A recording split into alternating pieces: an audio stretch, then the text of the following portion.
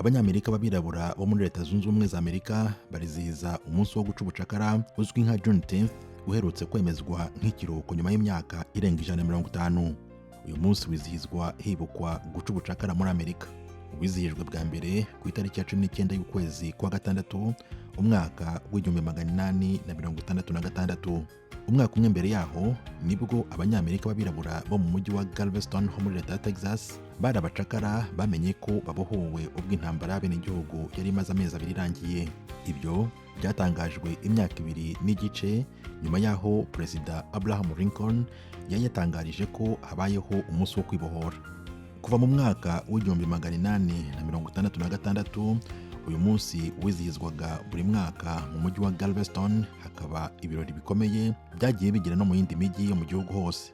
Uyu munsi wahawe izina ry'ukwezi kwa gatandatu uhuzwa n'itariki ya 19, uzwi nk'umunsi wa yubile, ugafatwa kandi nk'umunsi wo kwibohora no kugira ubwisanzure.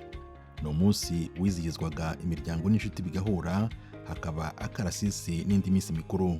Mu mwaka w'1980 Texas niyo yabaye leta ya mbere yizihije uyu munsi wa Juneteenth nk'ikiruhuko.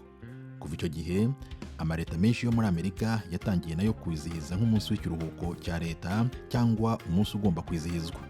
Uyu munsi wagiye ukura ndetse uhabwa agaciro cyane mu gihugu hose nyuma y'imyigaragambyo yabaye mu gihugu hose yo muri 2020 yadutse nyuma y'urupfu rwa George Floyd n'abandi birabura bagiye bapfira muri kasho za polisi.